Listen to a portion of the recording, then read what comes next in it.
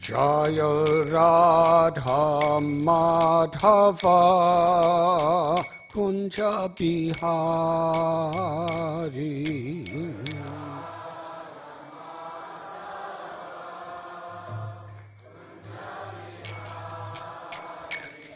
Jaya Radha Madhava Kunja Bihari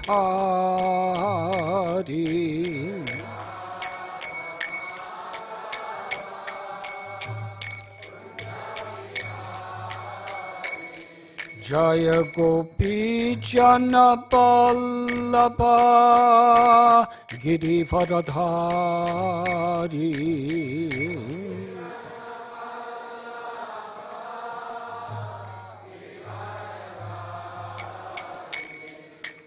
Gopi Jana Ballabha Girivardhari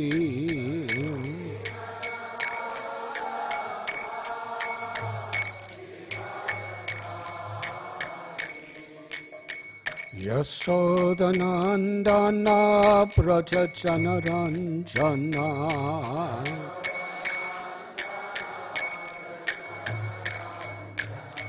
Yasodanandana Prajajana Ranjana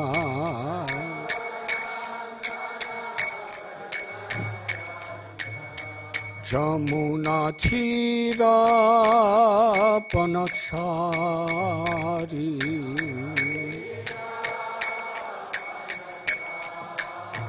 Jamuna Thira Panachari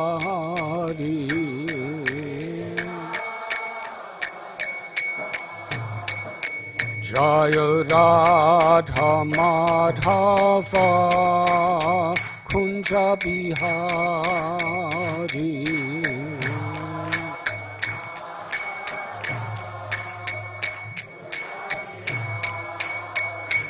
Jaya Radha Madhava Kunja Bihari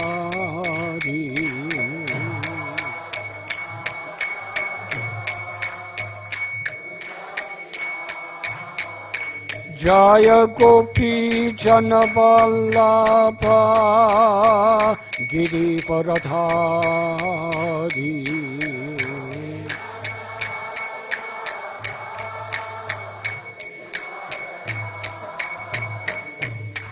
Gopi Jana Vallabha Girivardhari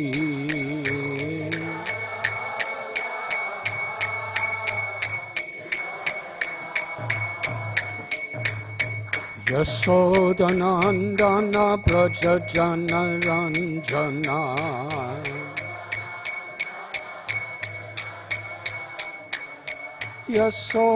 Yasodanandana Prajajana Ranjana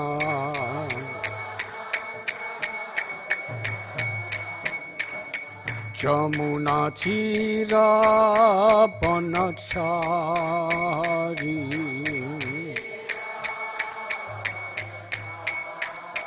Jamuna Thira Banachari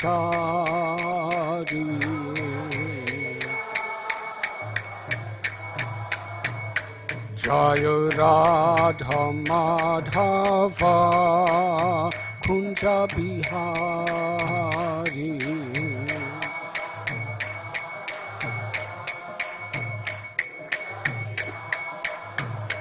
Jaya Radha Madhava Kunja Bihari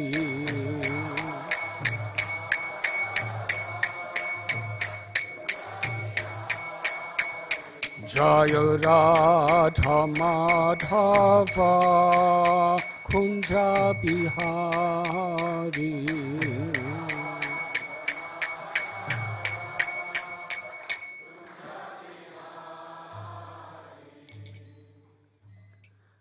Jai Om Vishnupad Paramhansa Paribrajagacharya Astotarasata Sri Srimad Abhay Charanarvind Bhaktivedanta Swami Srila Prabhupada Ki Jai ISKCON founder Acharya Srila Prabhupada Ki Jai Jai Om Vishnupad Paramhansa Paribrajagacharya Astotarasata Sri Srimad Srila Bhakti Siddhanta Saraswati Thakur Prabhupada Ki Jai Ananti Koti Vaishnava Vrinda Ki Jai Namacharya Srila Haridas Thakur Ki Jai Prem Sikaho Sri Krishna Chaitanya Prabhu Nityananda Sri Advaita Gadadhar Shivasadi Gauda Bhakta Vrinda Ki Jai Sri Sri Radha Krishna Gopa Gopinath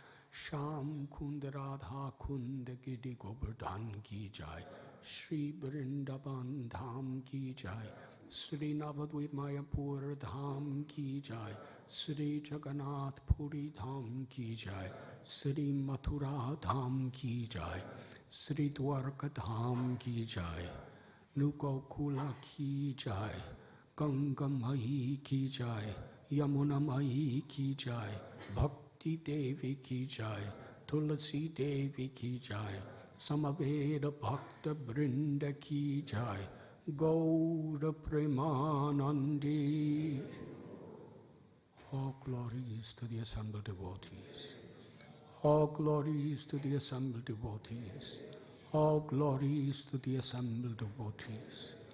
All glories to Sri Guru and Sri Gauranga.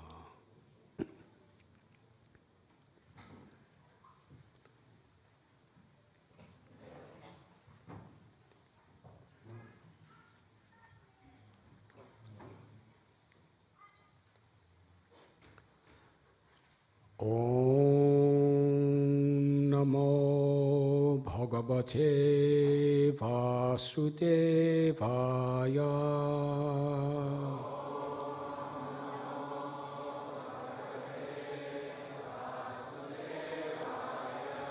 Om Namo Bhagavate Vasudevaya.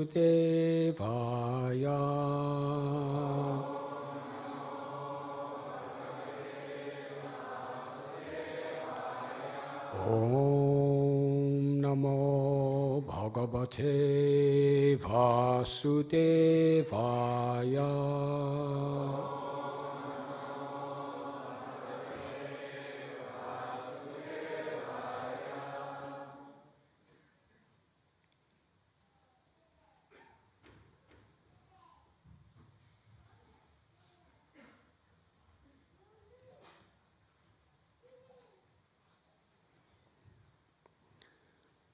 Sa eva dosha purushat viraste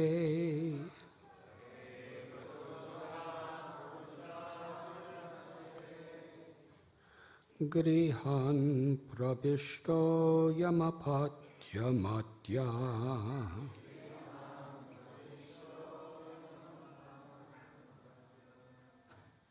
Is the verse somewhere?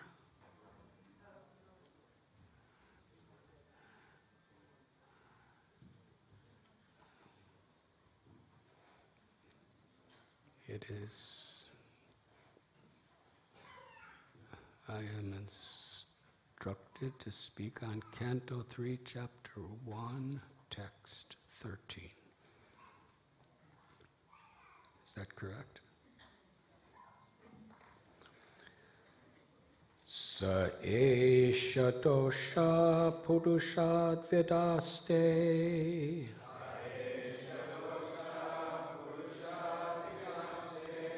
Grihan pravishto yamapatyamatya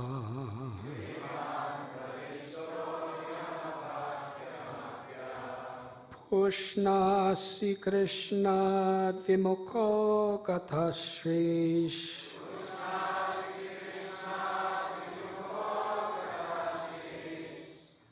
Jajastvasaivam kulakoshalaya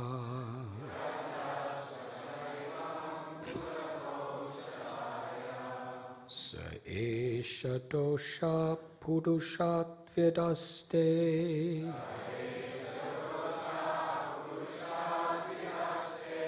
Grihan pravishto yamapatyamatya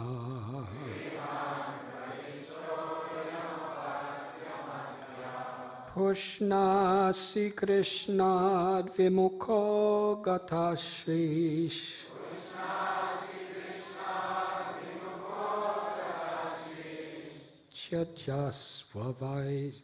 Jajasvasaivam kulakoshalaya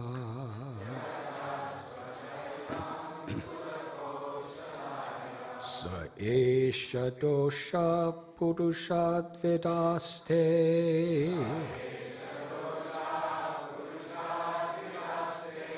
Grihan prabishto yamapatyamatya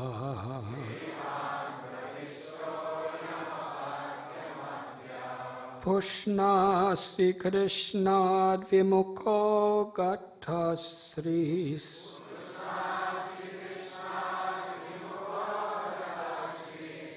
Jajasvasaivam kulakoshalaya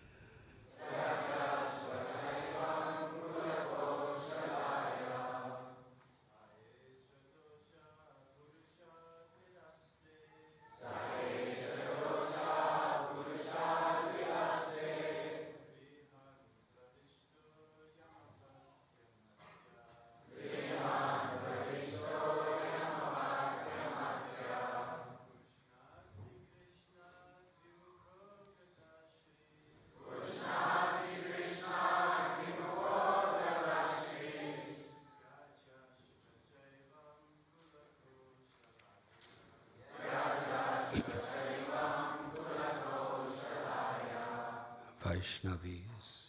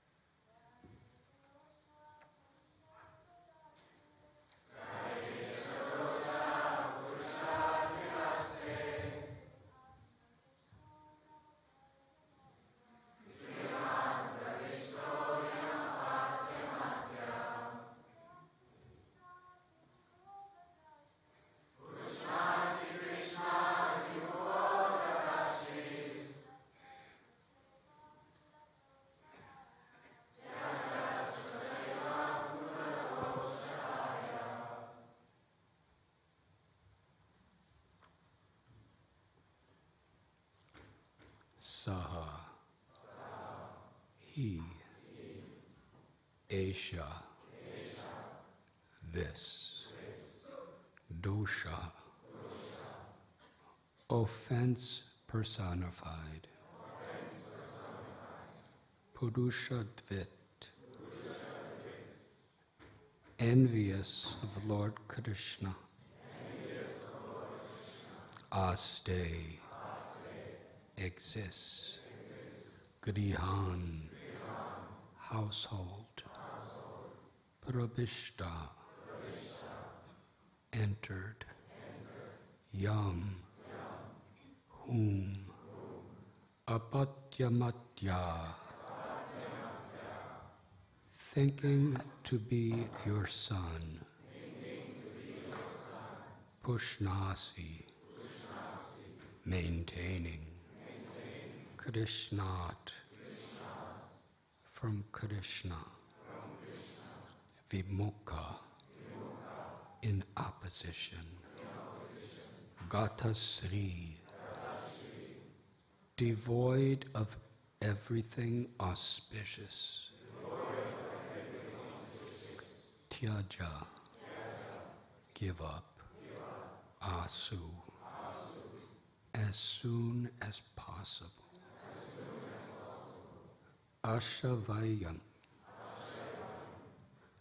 inauspicious, Kula, family, Koshalaya, for the sake of.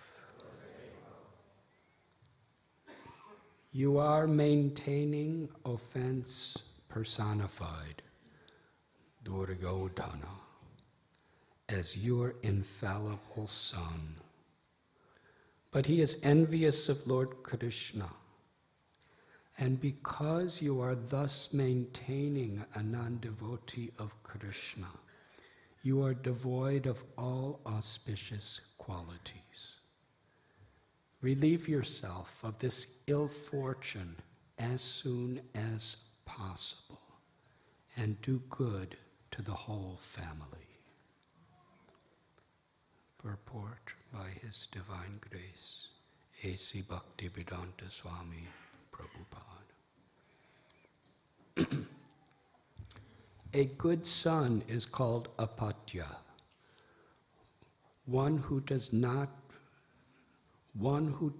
A good son is called apatya, one who does not allow his father to fall down.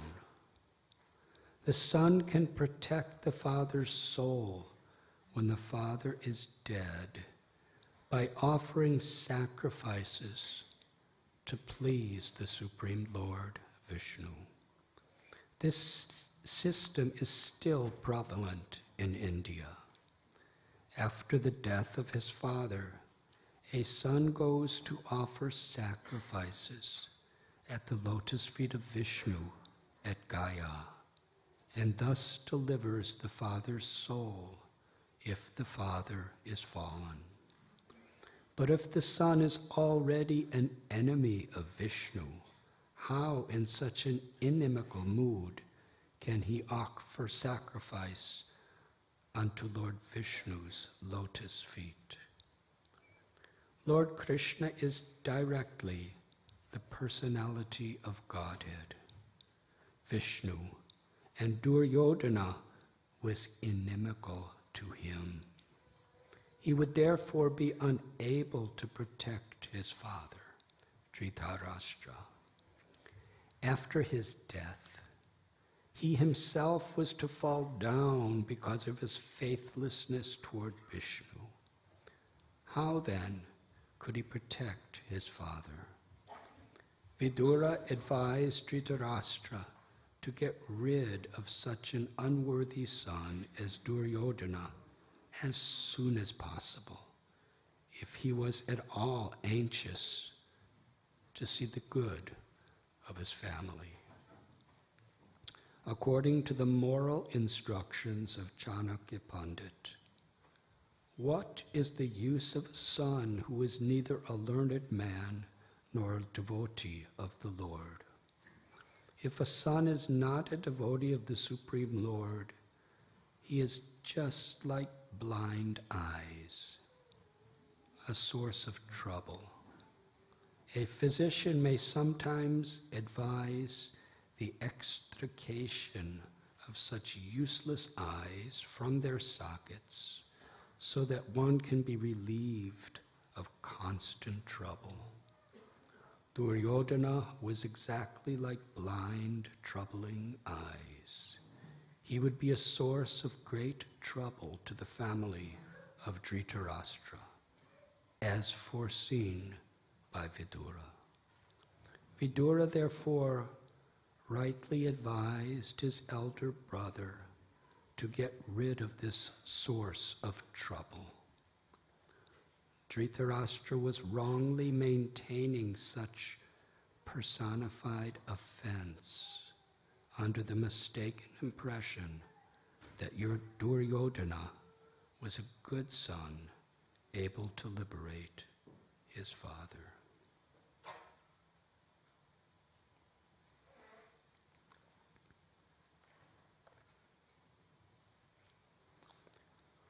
Om Agyantimidandasya Gyananjana Chalakaya Chakshurum Bilidam Jena Tasmai Sri Gurave Namaha Sri Chaitanya Manobhishtam Sthapitam Yena Bhutale Swayam Rupa Kadamayam Dadati Swapadantikam Vandeham Sri Guru Sri Jutha Padakamalam Sri Gurun Vaishnavamscha Sri Rupam Sagrajatam Sahakana Raghunathan Bidam Tam Sajivam Sadvaitam Savadutam Parijana Sahitam Krishna Chaitanya Devam Sri Radha Krishna Padan Sahagana Lalita Sri Vishakan Bitamscha He Krishna Karuna Sindhu Dina Bandhu Jagatpate Gopesha Gopika Kanta Radha Kanta Namostate Tapta Kanchana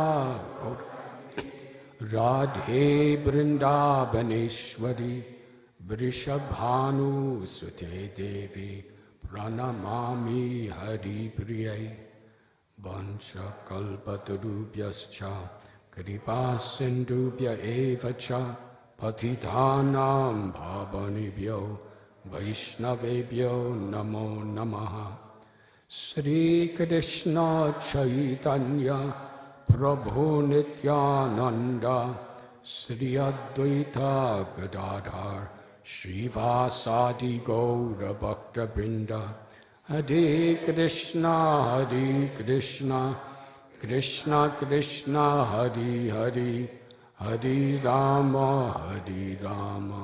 Rama Rama Hare Hare Nama Om Vishnu Padaya Krishna Prishtaya Bhutale Srimate Bhaktivedanta Swami Iti Namine Namaste Saraswati Deve Gauravani Pracharine Nirvishesha Shunyavadi Paschatya Shatarine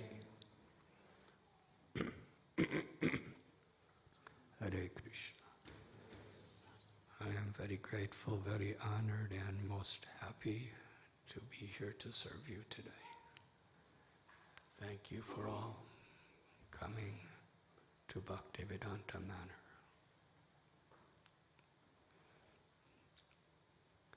Over the past weekend, we celebrated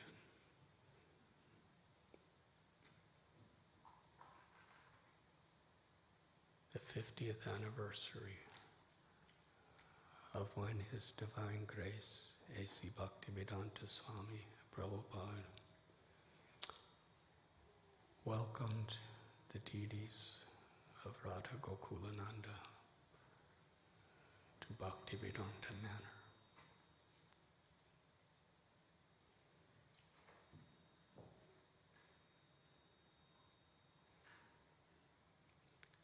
Of course, the more we understand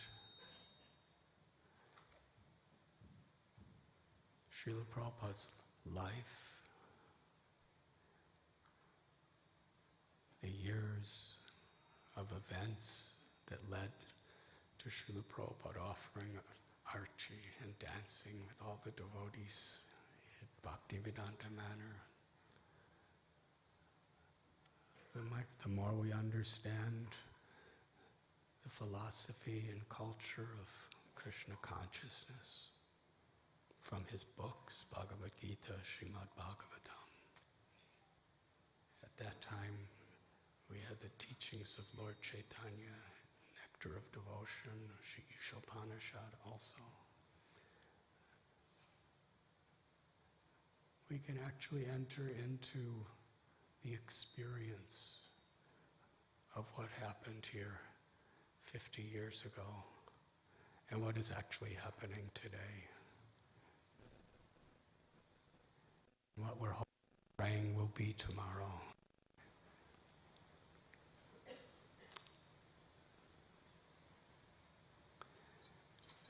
This chapter of Srimad Bhagavatam from Canto 3, Chapter 1, entitled Questions by Vidura, is so relevant to preparing our consciousness to understand what Krishna consciousness actually is.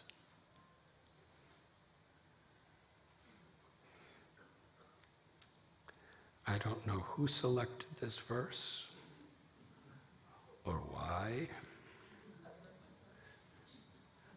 but this is the verse we've been given. It brings us right into the heart of a painful struggle.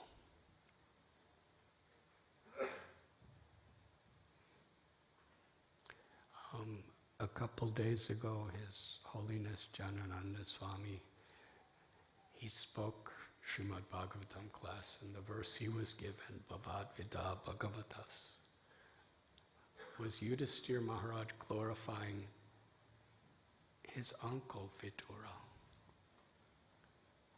as a great saintly person, a person who all the holy places of pilgrimage he carries in his heart.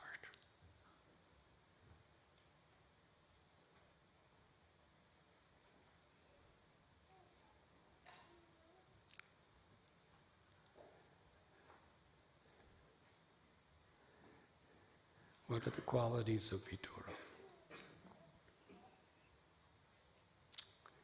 In today's verse,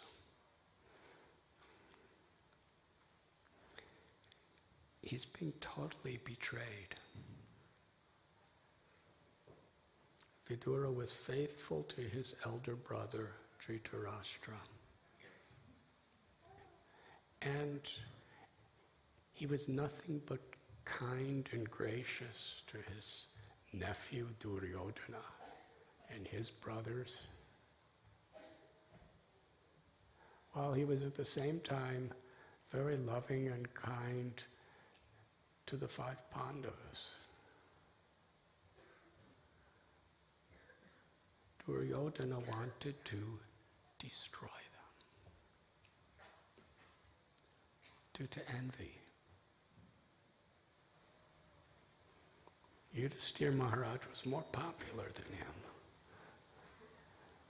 Bhima was stronger than him. And they were actually the rightful heirs to the throne. All the things that we should honor people for, he was envious of. Janasya moho yamahamameti. Because he was not thinking of what is God's wish. As soon as we take the pleasure of Krishna, the service of Krishna, out of the focus of our life, then we are in the trap of janasya mohoya mahamameti. We value everything according to I and mine.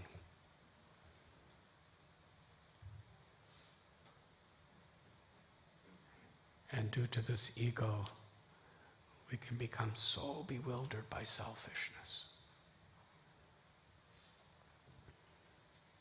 Due to attachment to his son, the elder brother, Vidura was his younger brother.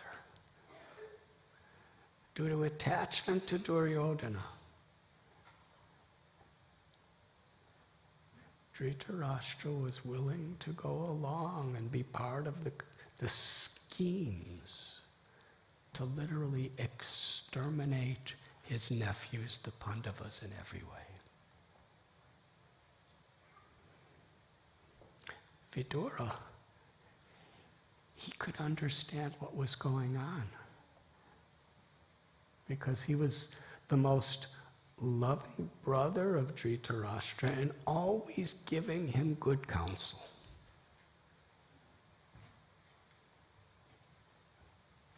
He didn't just preach to him. He did preach to him. He always preached to him. But it was out of love and care.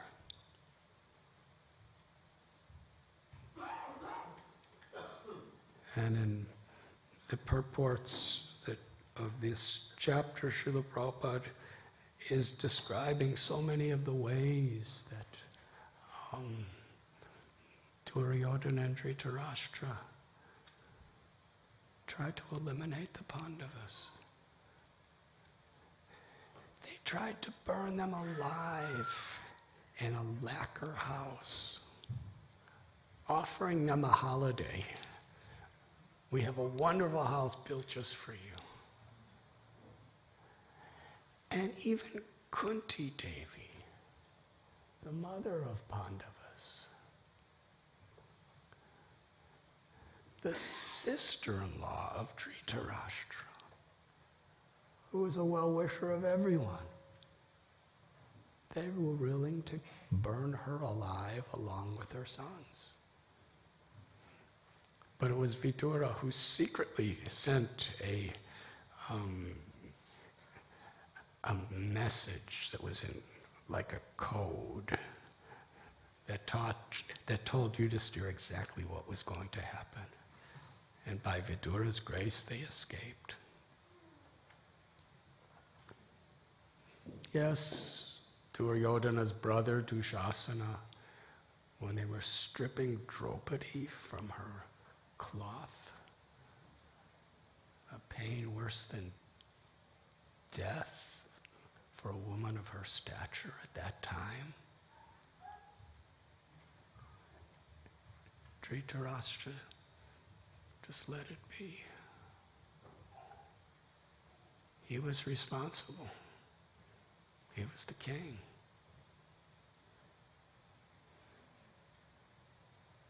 He was part of the scheme where they cheated Yudhisthira Maharaj in gambling. And Srila Prabhupada explains because Yudhisthira Maharaj was so truthful, he was willing to accept with his brother's exile.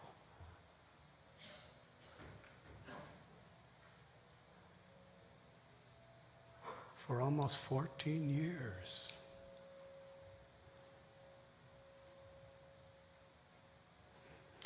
And when Yudhisthira Maharaj sent Krishna, along with Arjuna, they sent Krishna to make peace. Krishna was the cousin brother of the Pandavas. He was their friend, their well-wisher. He even took the role of their messenger.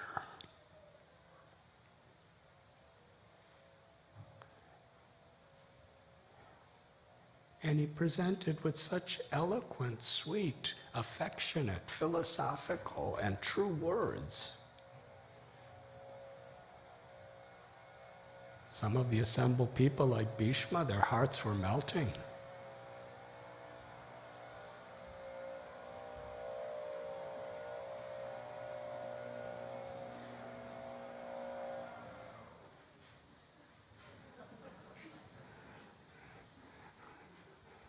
I was kind of praying that something would happen to wake everybody up. Thank you, whoever that is.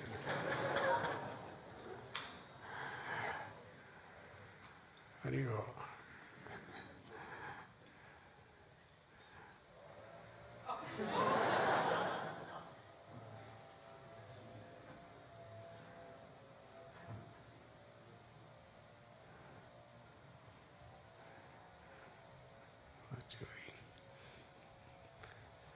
Sometimes it's better to leave the leaves.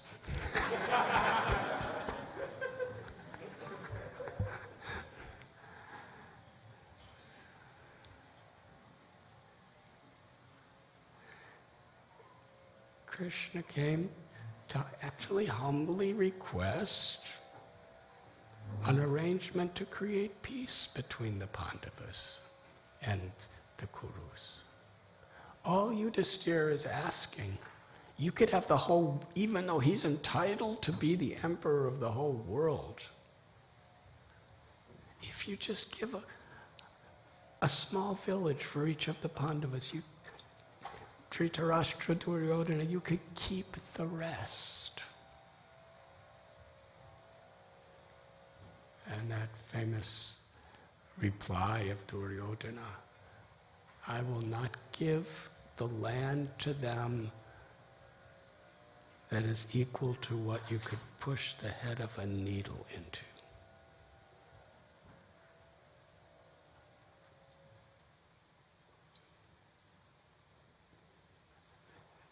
And Dhritarashtra accepted it.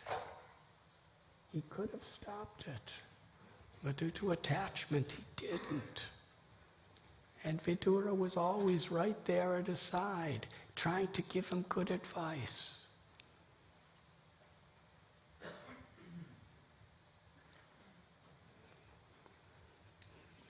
And when the desperation was coming to such a level that Vidura, who was such a great saint, such a compassionate, forgiving Vaishnava, when he saw what was about to happen, massive people killing each other, widows, fatherless children, so much pain, so much suffering. He became very strong with Dhritarashtra. And we come to today's verse. So I'll begin the class with your permission. You are maintaining offense personified, Duryodhana. And you're maintaining him as your infallible son.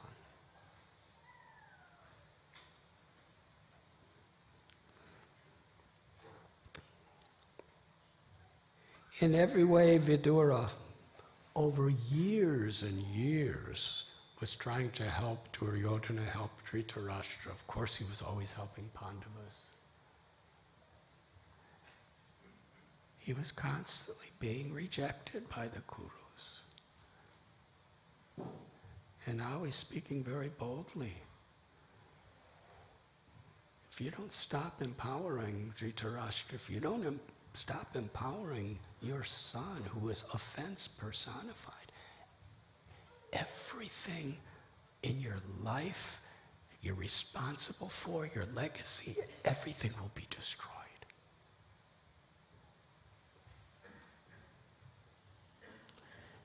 And in the next verse, Duryodhana is listening to all this. And Duryodhana knows very well that Vidura is speaking out of affection. There's no envy in his heart. But I and mine, his ego is so inflamed by his thirst to control, to possess, to enjoy.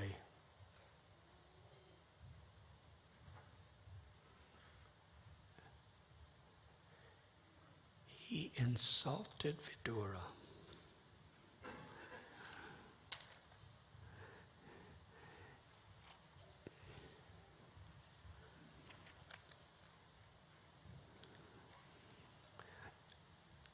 And he insulted him in such a way, calling him the son of a kept mistress, calling him the enabler and friend of the enemy, calling him the spy of the devious Pandavas. And Duryodhana gave the order that you must leave your home, you must leave the palace and the kingdom, and you are not allowed to take anything or anyone with you except your breath.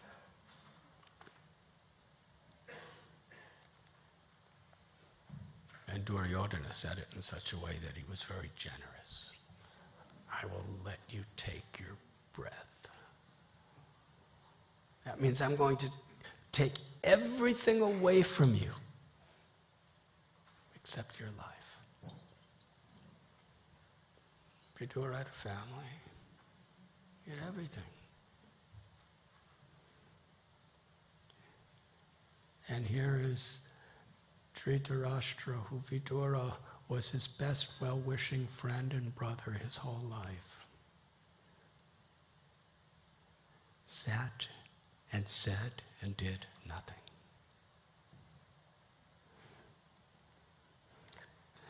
Srimad Bhagavatam tells, thus, pierced by the arrows through his ears and afflicted to the core of his heart, Vidura placed his bow on the door and quit his brother's palace.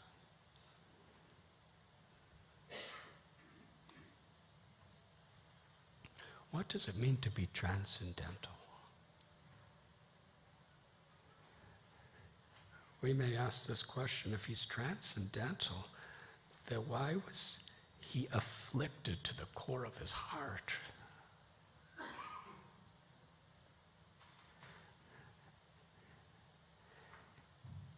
It goes on, he was not sorry, for he considered the acts of the external energy to be supreme. He was being betrayed, abused, physically, emotionally,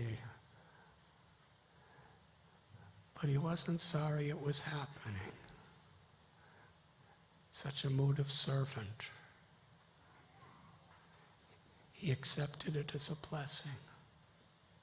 This is so much the theme of the Srimad Bhagavatam. Parikshit Maharaj was cursed to die in 7 days.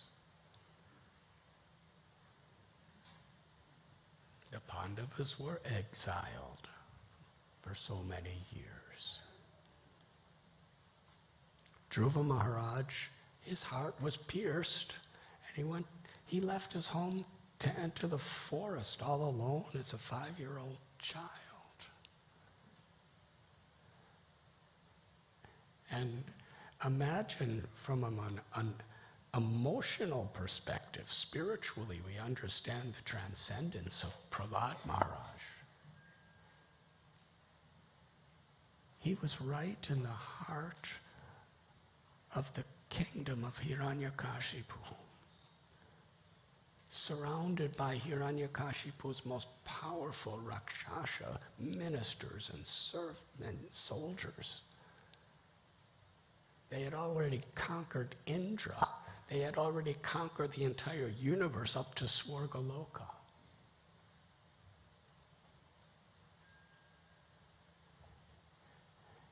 And he's all alone, a 5-year-old child. All he had was the remembrance of Narada Muni, his guru, in his heart. And we know the terrorism that he had to endure.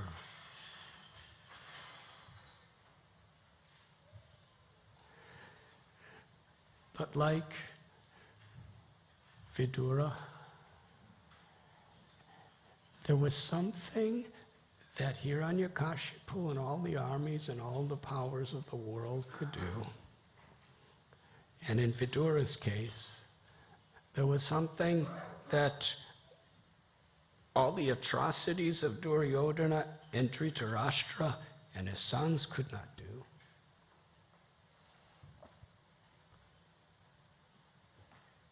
In the case of Parikshit, there was nothing that a curse to die in 7 days could not do.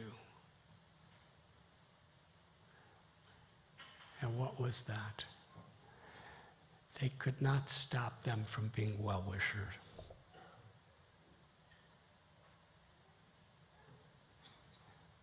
And even Bhagavad Gita, Arjuna had to fight a battle, a war for justice. But Krishna spoke the Bhagavad Gita, so he was not doing it with envy. He was not doing it with an anger born of revenge. He was incited, even with anger and fighting, to be a well-wisher.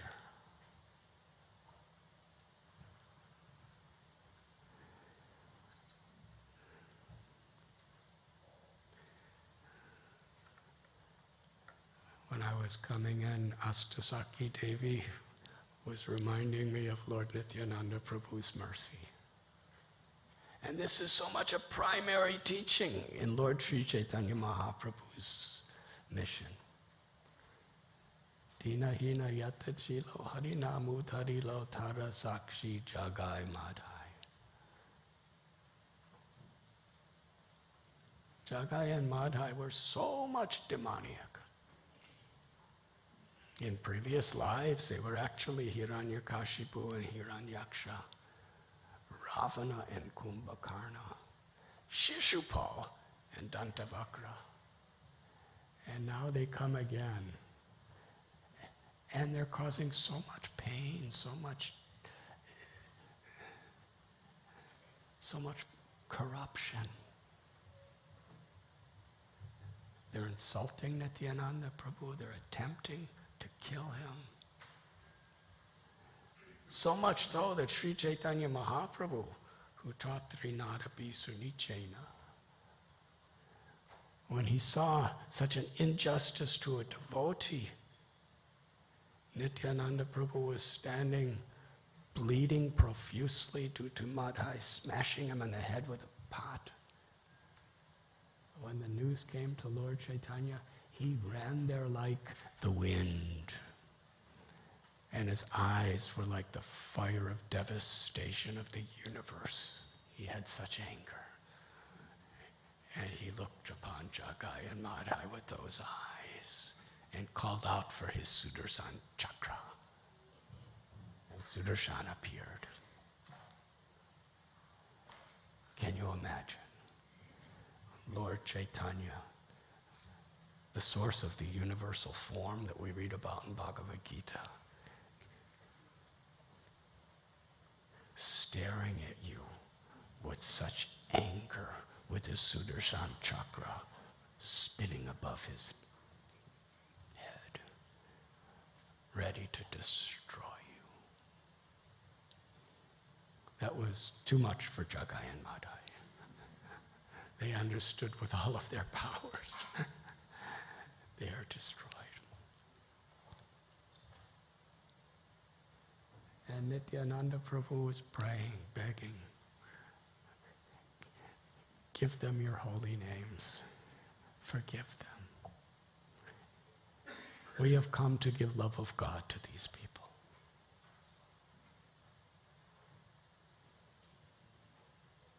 Such a tribulation. And Nityananda Prabhu's partner in spreading Krishna consciousness was Srila Haridas Thakur. And he also had a similar situation. We know stories. He was beaten in 22 marketplaces. People sent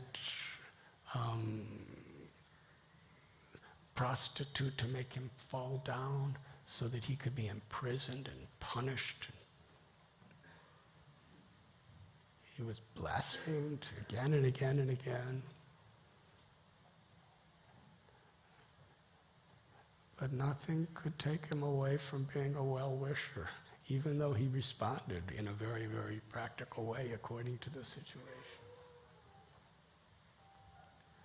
So here is Vidura. He's being insulted in front of everybody. Severely insulted.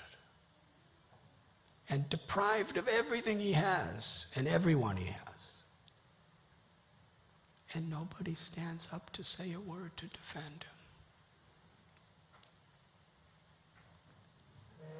him. And here Sukadeva Goswami is saying, it wasn't, he was afflicted to the core of his heart.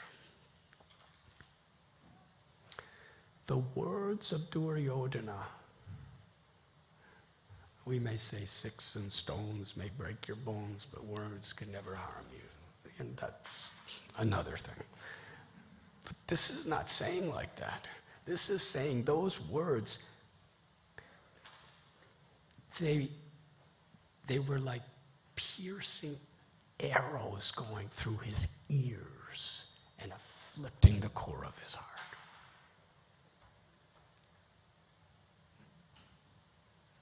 Because it wasn't just the words, it was what was behind them. He was being totally betrayed by people that he deeply loved. It's not so painful when enemies attack. But when people you love, people you care about, when this happens. But yet, even in this condition, Vidura, it is explained, he's not sorry. How can you be afflicted in that way and not be sorry?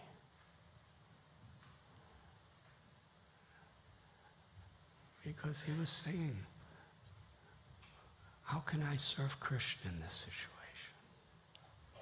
When we're thinking of how we can serve, we translate everything that comes into our life in such a way in which it's giving us an opportunity to serve.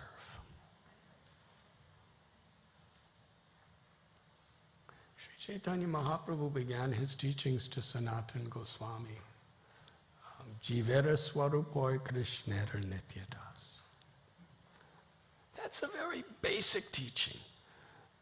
The eternal constitutional nature of every soul is we are eternally servants of Krishna.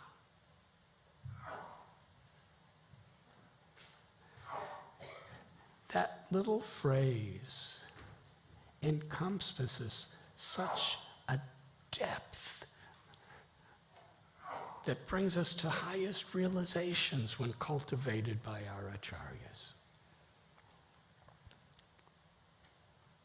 Sri Chaitanya Mahaprabhu took the seed of that little verse that we're eternal servants of Krishna, and his teachings to Sanatana Goswami all day, every day, for 2 full months on the bank of the Ganga in Varanasi. He developed that verse. He explained that verse to the extent of the unmotivated, uninterrupted, eternal love of the residents of Vrindavan, which culminates in the gopis' love for Krishna. which culminates in Sri Radharani's love for Krishna. That is within the seed of the understanding that we are servants of Krishna.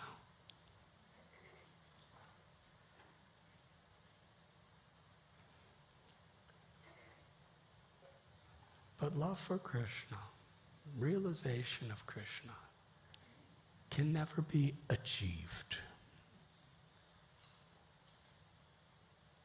It's the property of Srimati Radharani. Krishna is the property of Srimati Radharani. And through Guru Sadhu Shastra, and through the Paramatma, the Lord within our own heart, realization of Krishna, love for Krishna is given to us. Samsadhir Haritoshanam, when Krishna is pleased. From without and within. Yeyadamam prapadyante tamstataiva bhajamya. Krishna reveals himself according to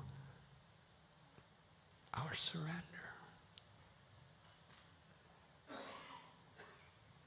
And surrender is, Krishna, I'm yours to serve you.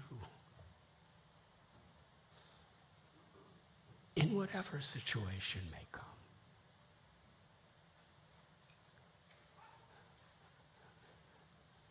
Srila Prabhupada is the founder acharya of our spiritual lives. And being the founder, his life is the foundation that we build our bhakti upon. And how did our movement begin? 1922, Srila Prabhupada gets instruction to take Lord Chaitanya Mahaprabhu's teachings to the English language all over the world.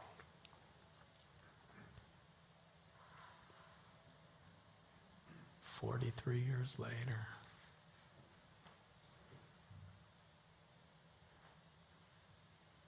he boards the Jaladuta.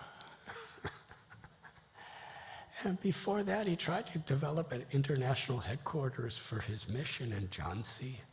He spent an entire year, almost, trying to develop that project. And then one day he was kicked out. He was told, you can't stay here anymore. We're going to use it for something else.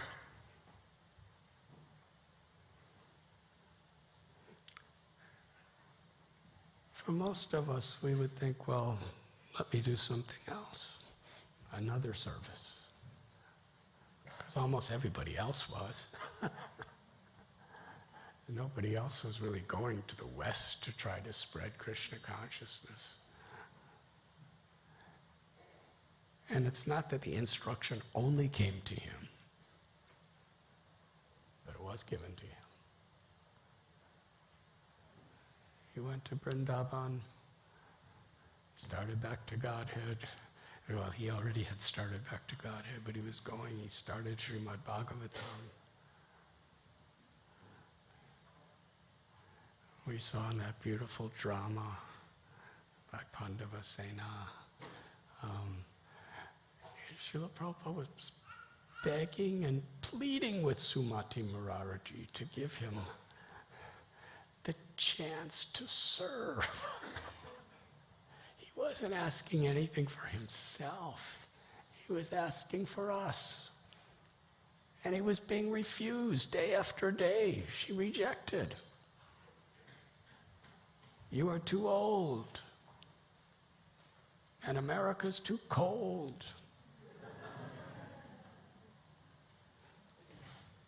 And Jaladuta was so old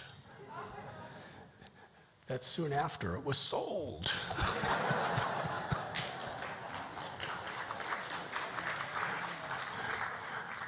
But Prabhupada's desire was so bold.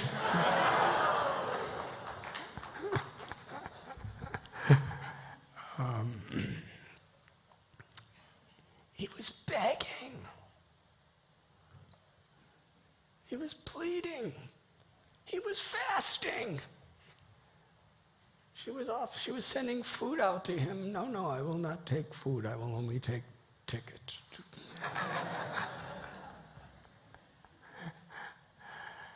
And he was sitting on her step and not getting up. Not like a nice asa. He was sitting on her steps leading to her office.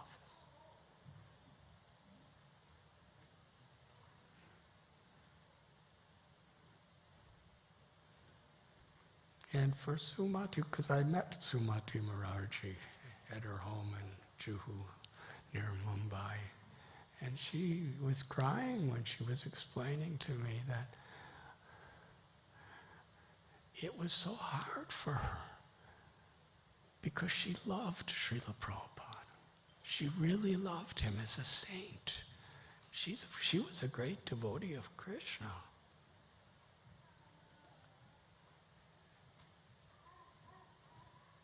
And she was certain he would die.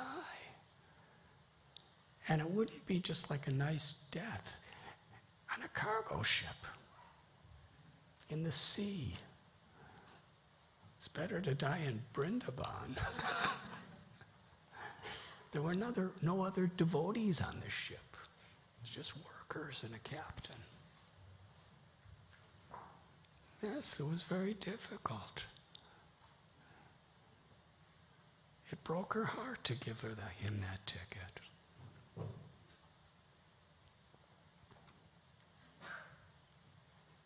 And it's not that all those things didn't happen.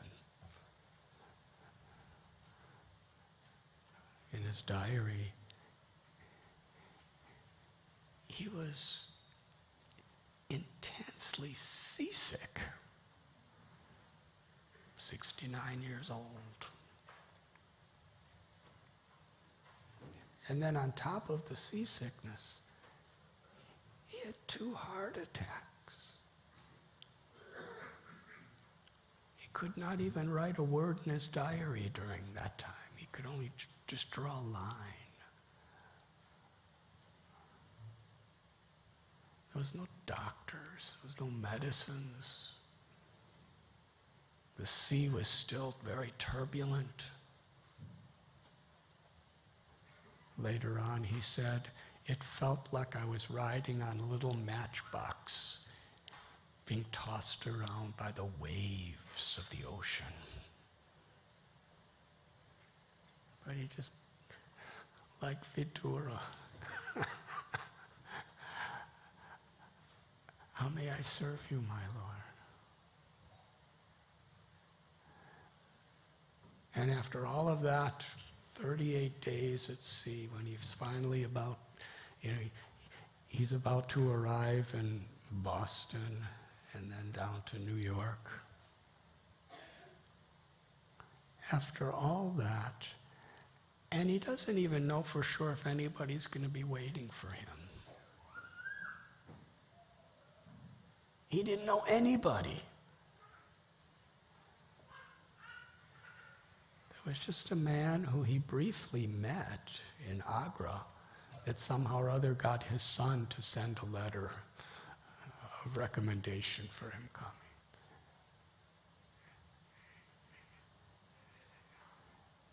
And they actually didn't even want him to come. They were just doing it to pacify the father. He'll never come.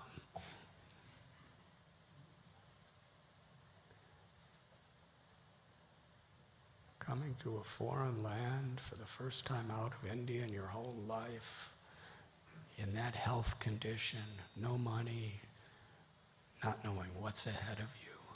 And what is Srila Prabhupada's prayer? Krishna, you have brought me here.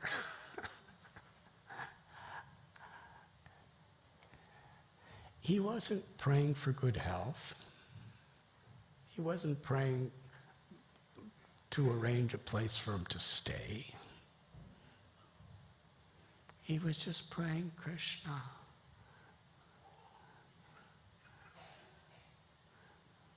please speak your words through me. And please give these people who are suffering due to the modes of passion and ignorance, give them the ability to understand your words.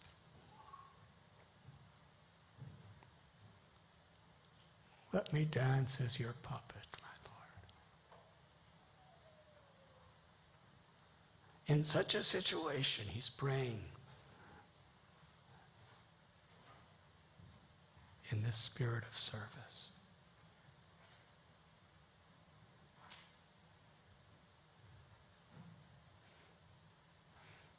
And he was sitting in Butler, Pennsylvania for a month.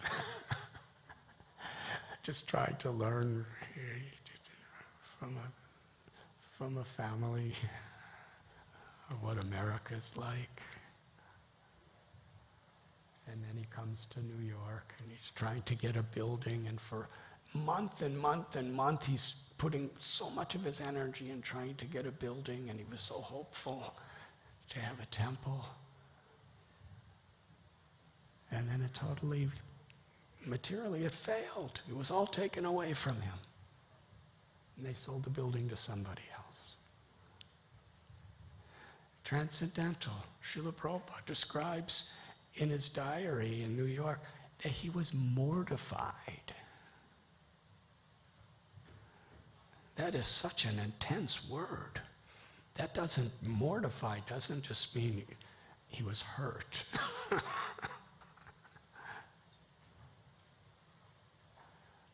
But he was transcendental because even in that state, how can I serve you, my Lord? How can I execute the order of my Guru Maharaj, Srila Bhaktisiddhanta Saraswati Thakur? Whatever result came,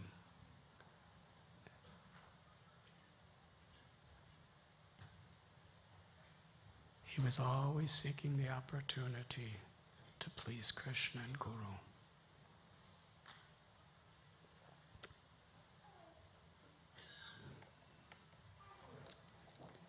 Yes, 26 Second Avenue. He actually established a little storefront in the East Village of New York City.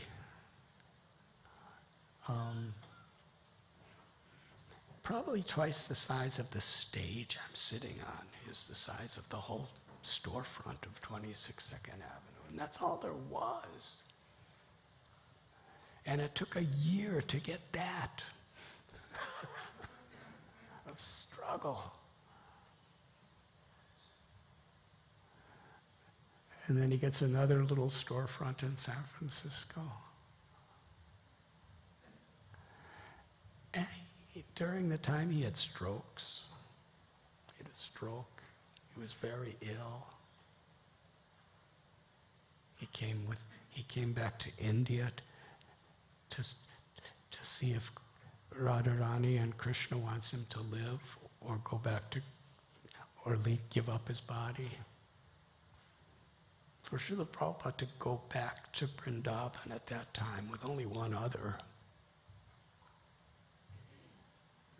that means his health was in a very, very serious state. Because through heart attacks and strokes and everything else, he just carried on. But now he's so ill that I have to go back to Vrindavan to see if Krishna and Balaram, Radha Shamsundar want me to stay.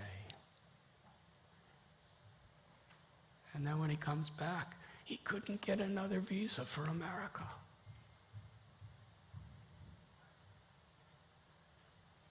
He was in Montreal, Canada, struggling and striving with all his disciples to get another visa, to get back to America, because his whole movement was in America at that time. But he wasn't allowed in. Month after month. Just a few weeks ago, I was with our beloved godbrother, Pradyumna Prabhu, who was there in Montreal with Srila Prabhupada, and he really can tell stories because he knows everything.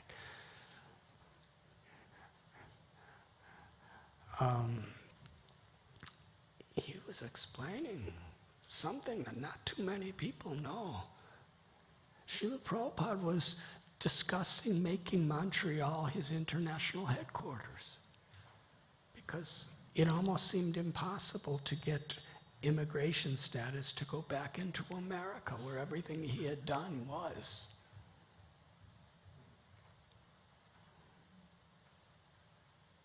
And it was there in Montreal that the devotees from San Francisco,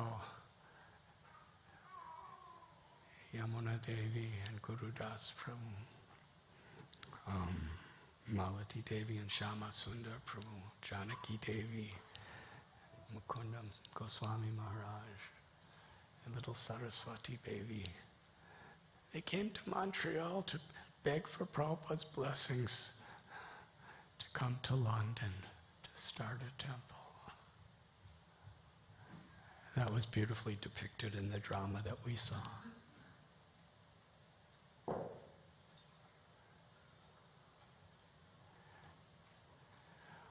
Where did they get that courage from? Where did they get that faith? Mahajanoyena Gatasapanta. Because Srila Prabhupada's courage and Srila Prabhupada's faith was the foundation that empowered them.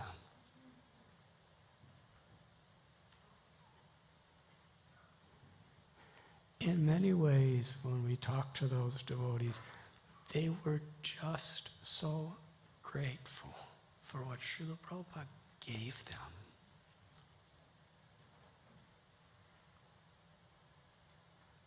Not only liberation from the endless complexities and hypocrisies of this material world, but love for God, and not only love for God, but love for Krishna, the all-attractive source of all other conceptions of God. And not only love for Krishna, but love for Krishna as the residents in Vrindavan love Krishna. And not only love for Krishna as the residents of Vrindavan, but love for Krishna as Lord Chaitanya, who is Radharani, Krishna's pleasure potency, is teaching. Imagine that instruction of Bhaktisiddhanta Saraswati Thakur. He didn't tell Srila Prabhupada in Calcutta in 1920 to just teach Bhagavad Gita all over the world. He said, give the teachings of Lord Chaitanya to the whole world in the English language.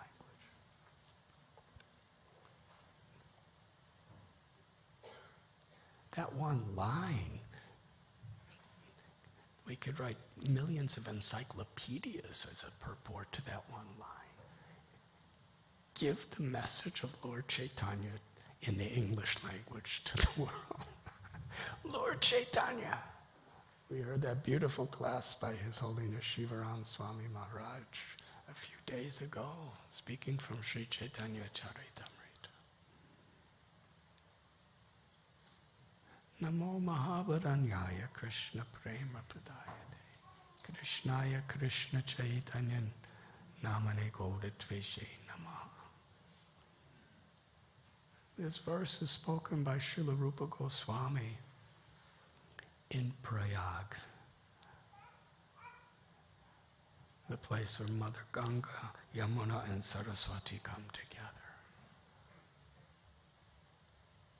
He's the most munificent, most magnanimous, most merciful of all incarnations of Krishna. And Krishna is the source of all incarnations. And Rupa Goswami is saying, Lord Chaitanya is more merciful than Krishna. That's wonderful. Krishna becoming more merciful than himself.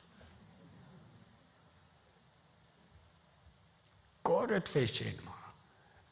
He came in a golden complexion. He came with Sri Radha's complexion. Radha Bhava Duti Suvalitam Nomi Krishna Swarupam. He's coming with the Mahabhav of Sri Radha and the effulgent golden complexion of Sri Radha. And what is Sri Radha's golden complexion? It's a manifestation of her supreme love. Everything about the residents of Vrindavan, there's nothing material. There's nothing that we would consider physical. The forms, the characteristics of those forms, everything is personified expressions of their love. Sri Chaitanya Mahaprabhu, once in a day of Brahma comes. Yuga avatar comes every Kali Yuga, every Yuga actually. But once in a day of Brahma, that is approximately 4,300,000,000 of our years. That's quite rare.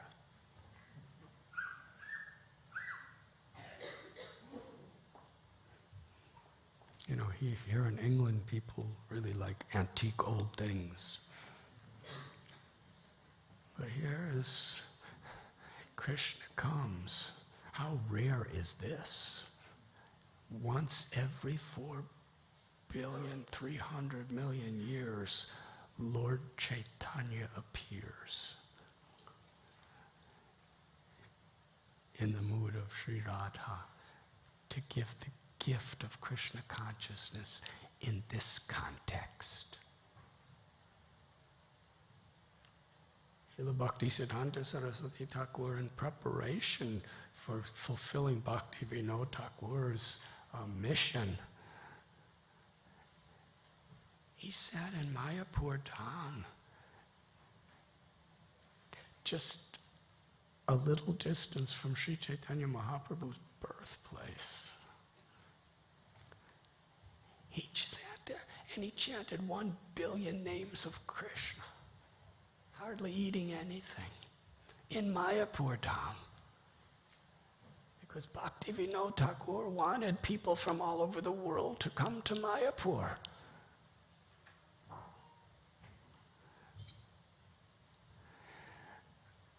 We were hearing so many beautiful stories from devotees here in Bhaktivedanta Manor about the austerities that they were performing.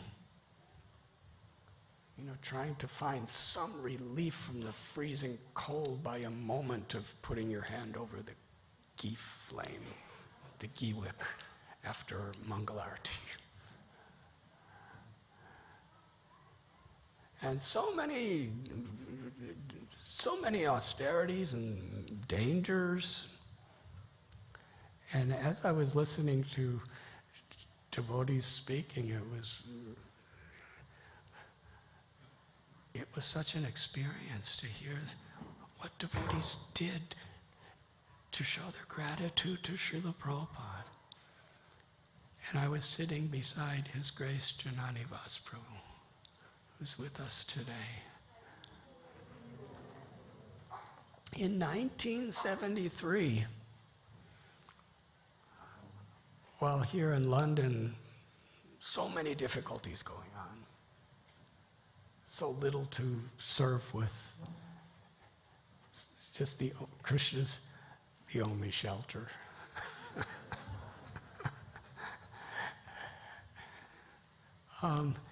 In Mayapur, Janani Vasprabhu was living only with a couple other people in a straw shack.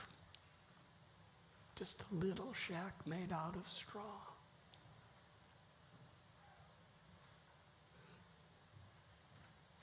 With all these just paddy fields all around. And there were inimical people surrounding him. There was attacks by different Muslims who didn't want us there. During the rainy season, Everything was flooded. They had to go up on the roof of this trash truck, and they had to share it with cobras and vipers and snakes, because during floods, they all come out of their holes and swim around. And there's a lot of them. He could have come back to England. For Jananivas Prabhu to come back and do all the austerities would have been sense gratification. He was there in a... Why did he stay? He's in his early 20s. His whole life is before him. Why would you stay there? Why would people from upper middle class families of England want to live an overcrowded Berry place and come here, through all of the challenges? Yeah, anybody could have gone home and got home-cooked food, anything they wanted. Here they're struggling to get a potato.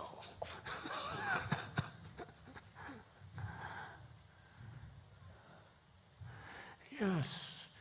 So when these 7 devotees, including Saraswati, came to Montreal, where Srila Prabhupada didn't even know if he'd ever come back to America because of this visa problem,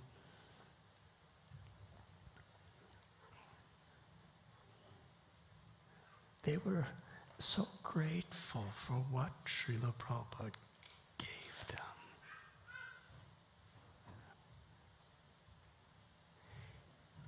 He gave them the message of Lord Chaitanya.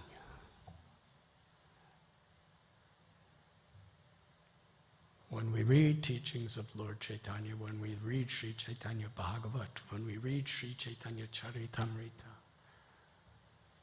we can get a glimpse into a direction in which we can be given an understanding of the teachings of Lord Chaitanya.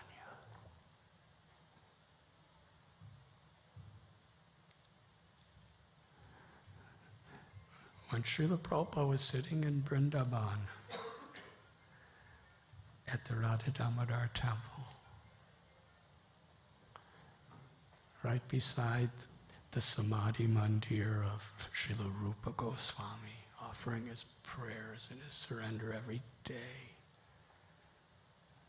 he was preparing for this mission to give us Lord Chaitanya's message by translating and writing purports to the Srimad Bhagavatam. And his introduction to Srimad Bhagavatam is a summary of Lord Chaitanya's life. Because it's through the mercy of Lord Chaitanya and his associates.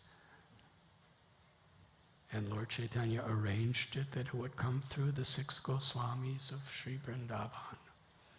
That is how we can understand what is Vrindavan, what is Radhan Krishna, what is the spiritual world.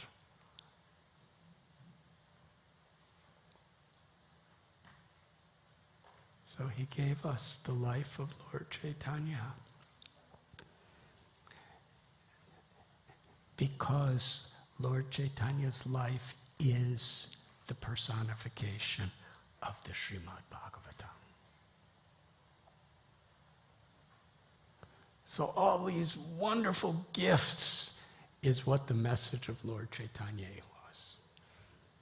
This was the gift Srila Prabhupada was giving to the workers on the Jaladuta. There's no record that anyone at that time became a devotee, but he was sharing Krishna with everybody.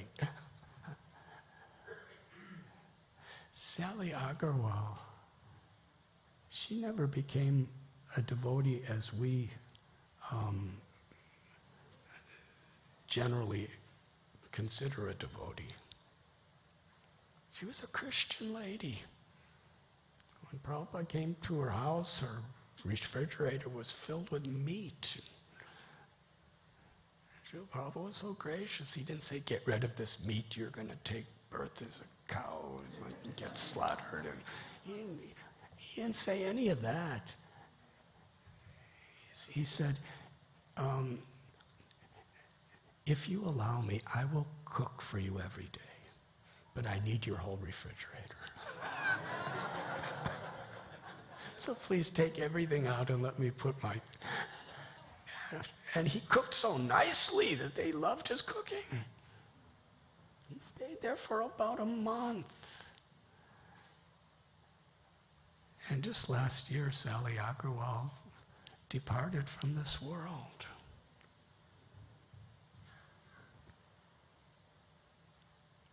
And her daughter, who was a little child when Srila Prabhupada was there in Butler, he was staying at a little YMCA hotel and coming to visit every day to cook and to spend time with family. She called the Chicago Temple.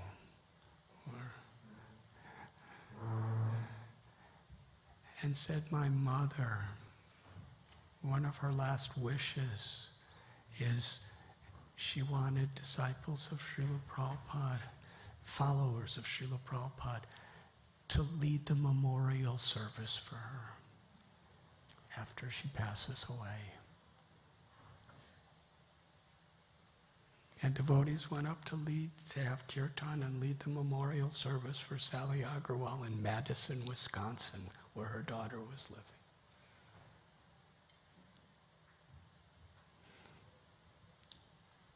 She loved Srila Prabhupada.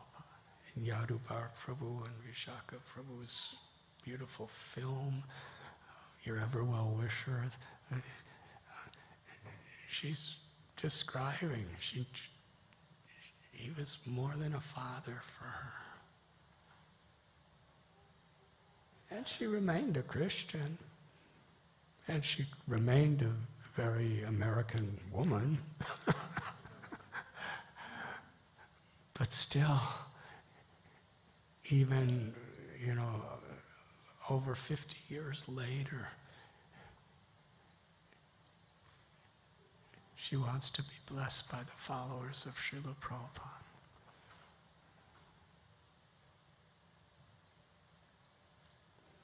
So when these devotees came, they were so grateful to receive what Srila Prabhupada gave them. They wanted to reciprocate. There were times when Srila Prabhupada was asked, how can we repay you for what you've given us?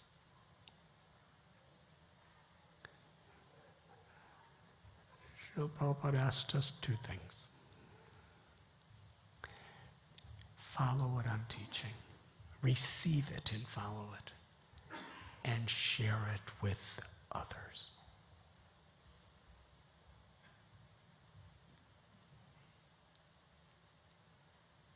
What does it mean to be grateful?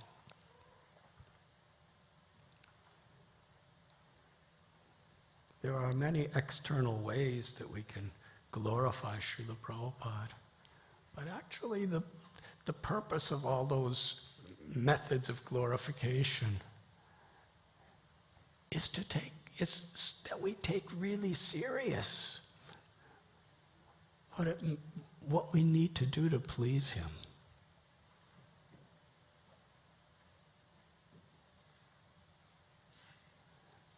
They were so grateful. They were eager to come to London to establish the Krishna consciousness movement.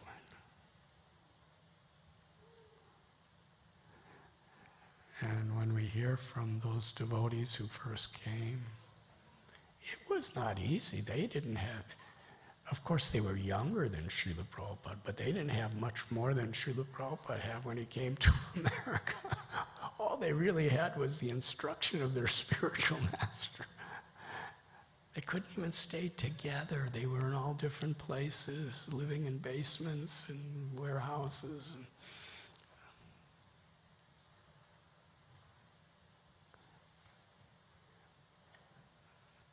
they had that gratitude to assist Srila Prabhupada in giving the mercy of Lord Chaitanya.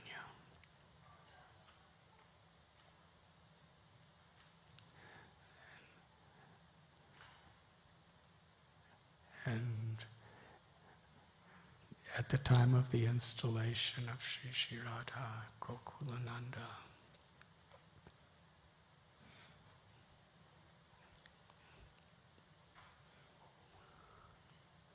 that glorious festival,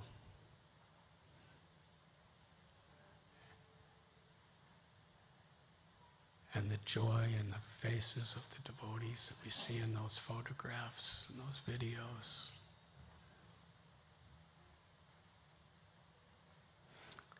That's actually forever. That's eternal.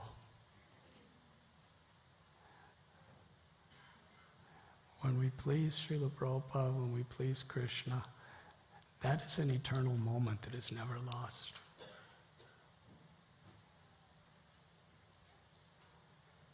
What better way to utilize our time than make each moment eternal?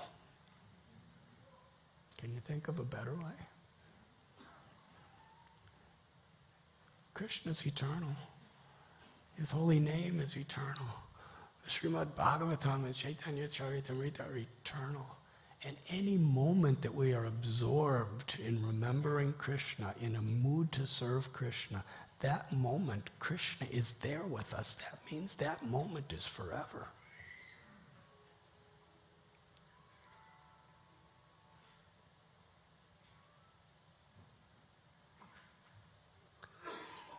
And surrender means at every moment we're seeking to be absorbed in pleasing Krishna.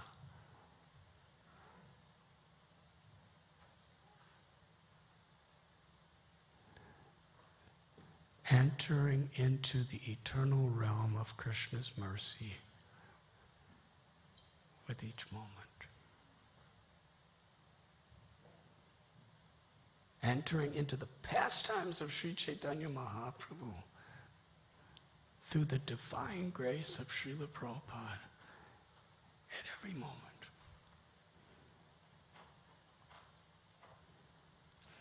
Life may not last very long. And it won't, because nothing is very long relatively. But what a benediction, what a blessing, that at each moment we can enter into the eternal realm by absorbing ourselves.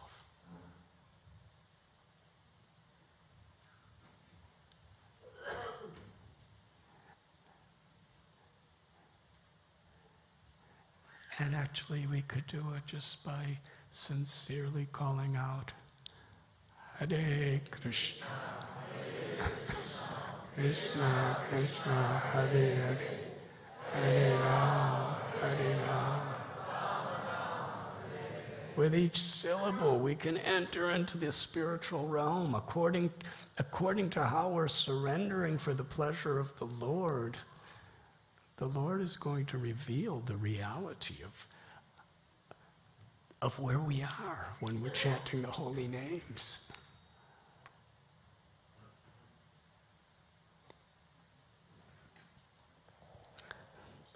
So yes, in this beautiful story of Vidura, today's verse, he's being banished. And he's grateful.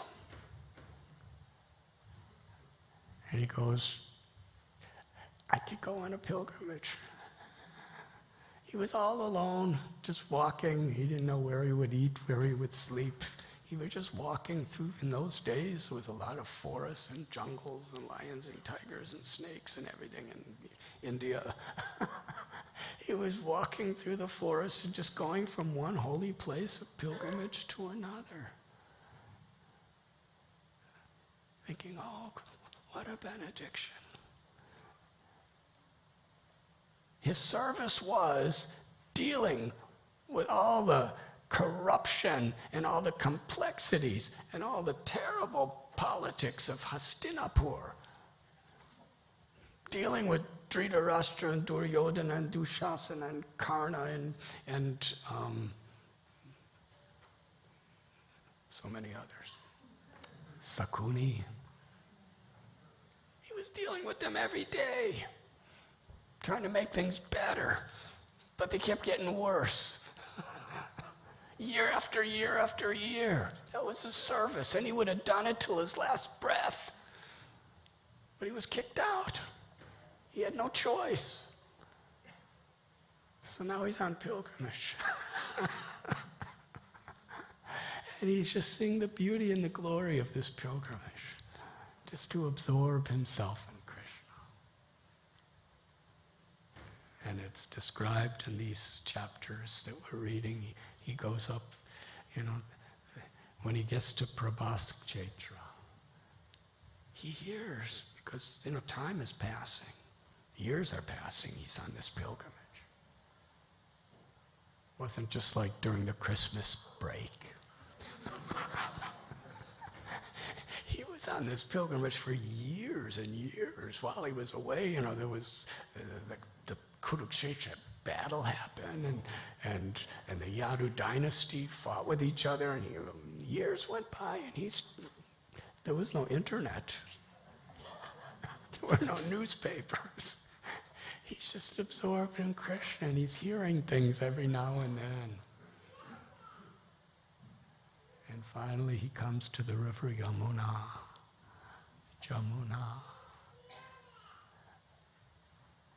And there he meets Uddhava. Uddhava is his nephew. Vidura's the age of Uddhava's father.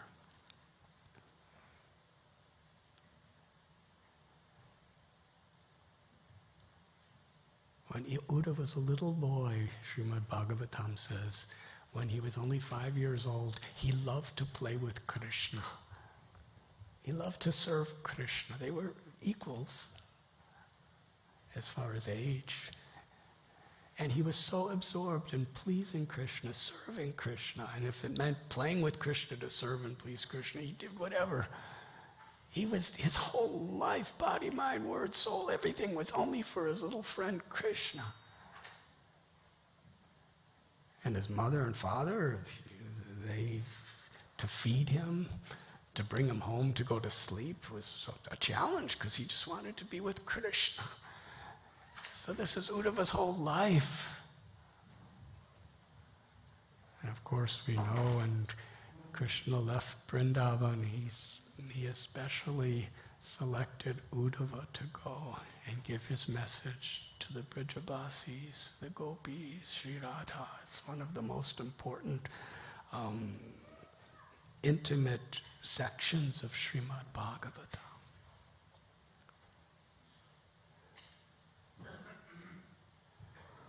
And he meets Uddhava on the bank of Yamuna. And he asks Uddhava, please tell me. And he asked all about how is Krishna, and how is Balaram, and how is Vasudeva and Devaki. And he was asking about so many of their relatives and friends from the Yadu dynasty. And Uddhava was sitting there silently. Vidura is so eager to hear.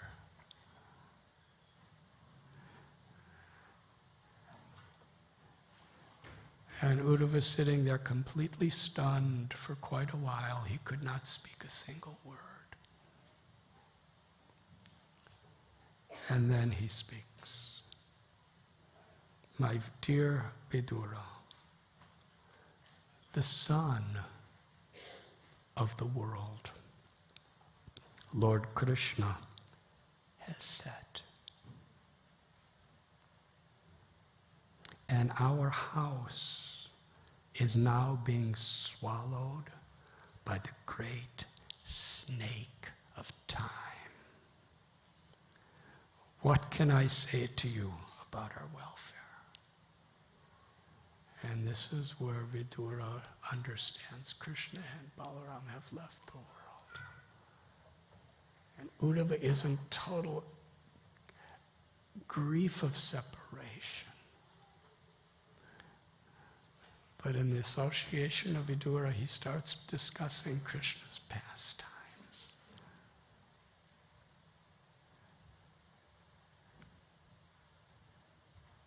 And feeling the ecstasy of Krishna's presence.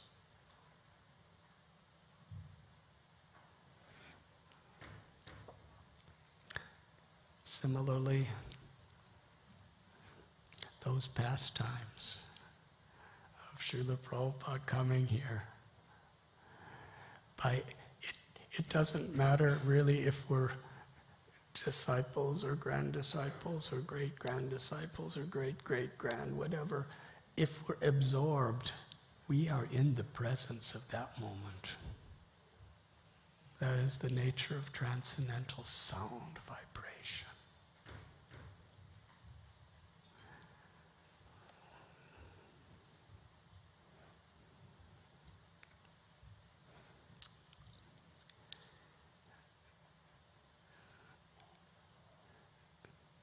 After this beautiful reminiscence of Uddhava's devotion for Krishna,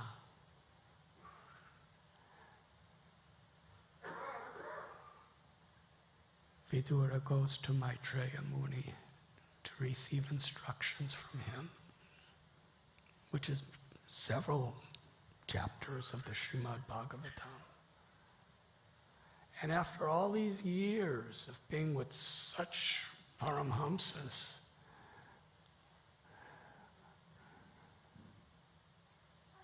when he learned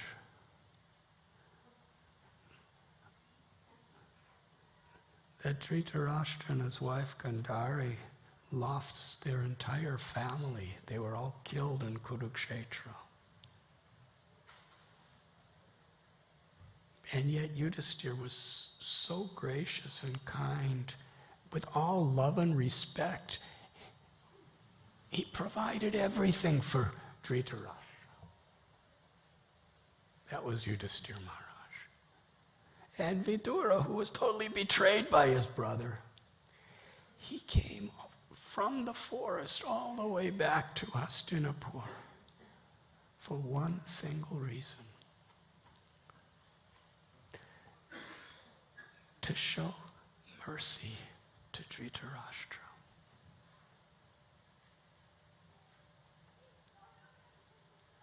He preached to Dhritarashtra in such an effective way, and for the first time, practically in his whole life, Dhritarashtra was receptive. And Vidura took Dhritarashtra back into the jungles with him, along with Gandhari, where they all ended their lives in Krishna consciousness. This is Vidura.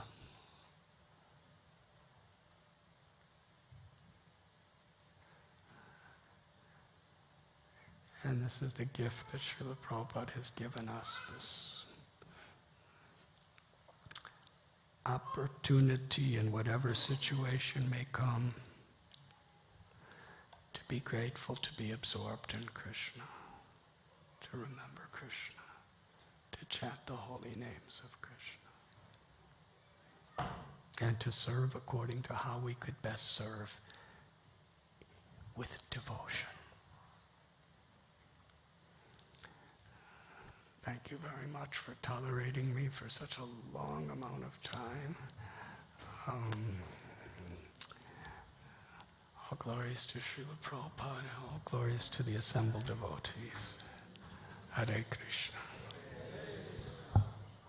Hare Krishna. His Holiness Radhanath Maharaj ki jai. Thank you so much, Maharaj, for a wonderful class. So taking the opportunity of your presence for another 5 minutes, Maharaj, we briefly wanted to introduce the wonderful opportunity to the devotees in the community about what you just shared in the form of the beautiful verse from the Srimad Bhagavatam and the various pastimes, that we also here at the Bhaktivedanta Manor have an opportunity to share Srimad Bhagavatam with others. So I'm just going to quickly share some slides with the devotees. I won't take more than 5 minutes, so please, if you don't mind bearing with me, it'll be great. So I just very quickly wanted to mention that here in Europe, we are trying to every year systematically increase book distribution by 20% every year. That's our 5-year plan, which His Grace Vaisheshika Prabhu, when he was here 2 years ago, asked us to carry out. And we have already started working on that plan. So you can see in 2022 and 23, we've been increasing the BBT remittance to all over the Europe. Now in 2022, we remitted 1.5 million to the BBT here in the Europe, which is exactly just over 20% jump from the last year actually. And going into the Bhadra campaign, you can see these are some stats that how in 2018 we started the campaign with just about 7,000 sets, similar number in 2019. And then we had pandemic and we were not sure how we can grow. But devotees are genius, as Prabhupada said, they find the ways to distribute Srimad Bhagavatam even during the pandemic. And we landed up distributing nearly 25,000 Srimad Bhagavatam sets in 2020. And 2021, we did again 35,000 Srimad Bhagavatam sets. And then in 2022, our goal was to at least try and distribute 43,000 Srimad Bhagavatam sets. And guess what? We distributed 45,000 Srimad Bhagavatam sets last year. This year, our goal is, this is the world map, how everybody is coming together across the continents for the pleasure of Srila Prabhupada to distribute these many sets of Bhagavatam. This is Europe. Last year, we did nearly 1,500 Srimad Bhagavatam sets. This year, our goal is to distribute at least 1,800 Bhagavatam sets. By 2026, we want to try and distribute at least 100,000 Srimad Bhagavatam sets.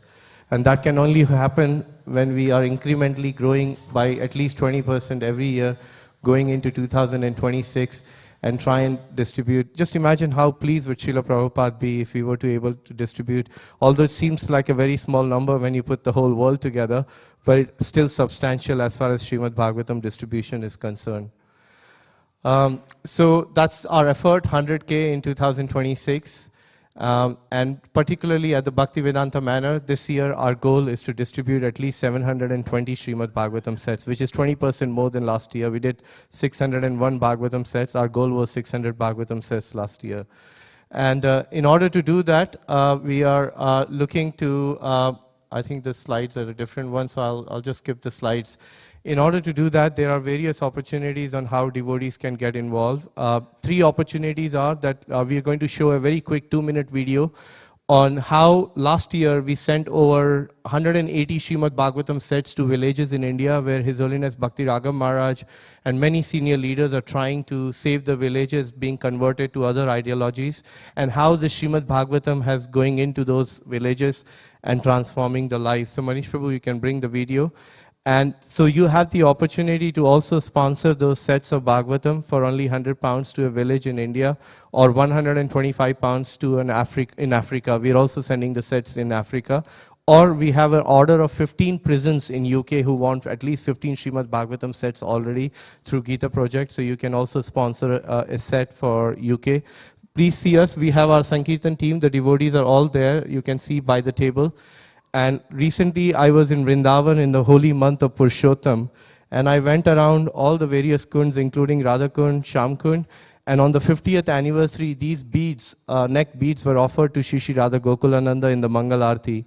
So anyone who helps us by participating in any form or capacity, by helping us fulfill the desire of Srila Prabhupada to have a set of Srimad Bhagavatam in every respectable person's home, we can collect these beads from the table just there at the book table from us. And now we will share this short video, and you can see how these Bhagavatam sets are transforming the villages. So thank you, Manish Prabhu, you can play it.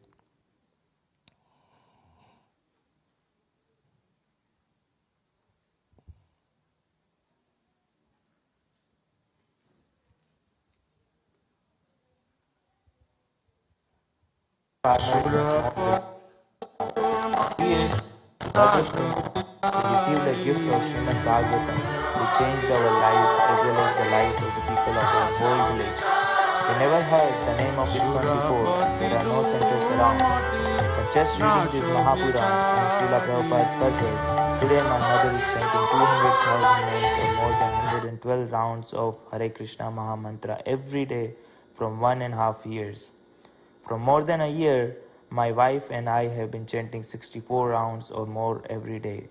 Around 25 people are chanting every day in our village. Till now, we have distributed around 100 Srimad Bhagavatam sets, and most of the people in our village have a set. How are you distributing so many Srimad Bhagavatam sets? My 9-year-old has memorized more than 250 verses. Oh, nice, Mahima. Can you please tell us your favorite verse? नायां देहो दयाभाजां न लोके कष्टान् कामानर्हते विद्भुजां तपो दिव्यं पुत्रकयेन सत्त्वं सुते तस्मात् ब्रह्मशोक्यं सनन्तम् अनुवाद આ જગતમાં જેને ભૌતિક દેહને સ્વીકાર્યું છે તેવા સર્વ જીવને પૈકી માનવ દેહની ભેટ મળી છે એવા વિશેષતા તો મણખાનાર કૂતરા તથા ડુકરો પણ ઉપલબ્ધ છે. Seeing this transformation in our life, many people are interested to accept this Srimad Bhagavatam set. But people here are so poor that they can't afford daily bread. What to speak of buying a Srimad Bhagavatam set? Couple of centuries back, people were ready to die but not give up their dharma. People now are slowly forgetting Vedic knowledge, due to which even just for rice or wheat bags, they are ready to give up their dharma and accept other ideologies. We request everyone to please support us to place more Srimad Bhagavatam sets in villages, so that we can protect and revive our Vedic culture and knowledge. સંસ્કૃતિ અને જ્ઞાન સાચવી રાખી. Thank you so much.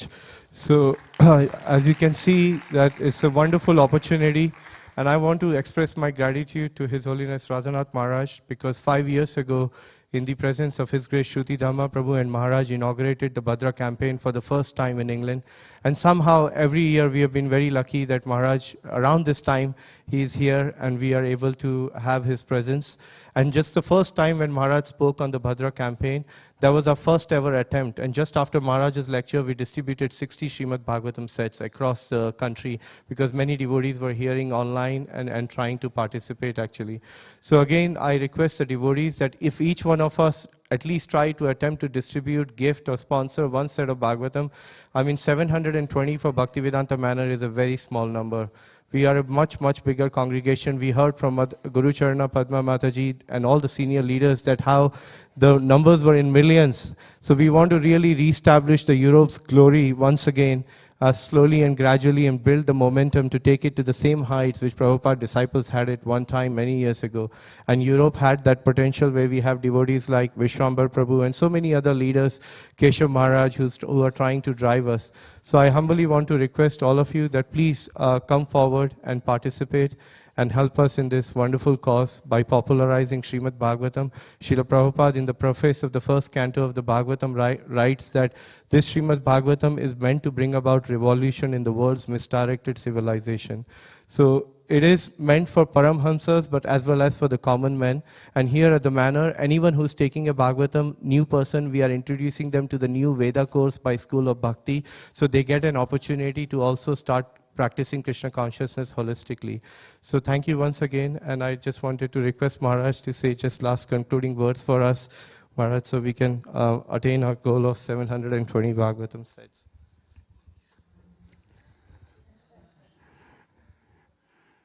Thank you. Thank you. Thank you. Please, everyone, whatever he is saying, my humble request that whoever is hearing these words purchase many sets of Srimad Bhagavatam today. It's with the begging bowl of my heart, I'm putting it before the door of your choice to give us these alms. Because truly, it's watering the root of pleasing Srila Prabhupada. We will all benefit. The world will benefit. Thank you. Thank you very much. Thank you for giving us this opportunity, and thank you for considering receiving this opportunity. Hare Krishna. Hare Krishna Maharaj. His Holiness Radhanath Maharaj ki jai. Grantaraj Srimad Bhagavatam ki jai. Srila Prabhupada ki jai. 50th anniversary of Shri Shri Radha Gokulanand ki jai. Nitai Gaur Premanande. Hari Hari.